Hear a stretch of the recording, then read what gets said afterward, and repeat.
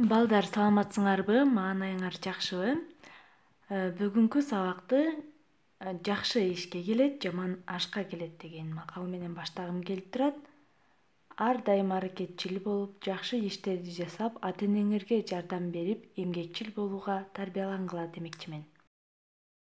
Бүгүн биз өнөрлүү бала жомогу менен таанышабыз. Ал жомокто хандын кызына ашык болгон баланын өнөр үйрөнүүгө жасаган аракеттери жөнүндө болмокчу. Бүгүнкү сабагыбыздын максаты жалпы жонунан жомок тууралуу маалымат алабыз, жомоктогу окуяларга байкоо жүргүзөбүз жана сөзсүз түрдө аракетчил, адептүү болууга аракет жасайбыз. Илгери өткөн бир заманда кан болуптур. Ал кандын жалгыз кызы бар экен. Ал сулуу десе сулуу, акылдуу десе акылдуу болуптур.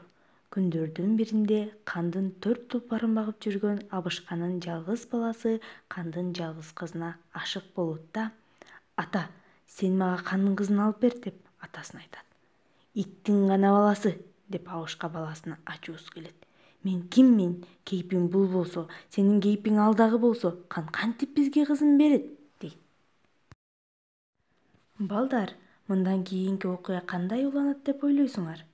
Муну билүү үчүн китебиңердин 24 бетиндеги өнөрлүү бала жомогун окуйсуңар. Бала дагы кандай өнөрлөрдү үйрөнөт экен, толук окуп, мага жөнөтөбүз. Саламатта калгыла.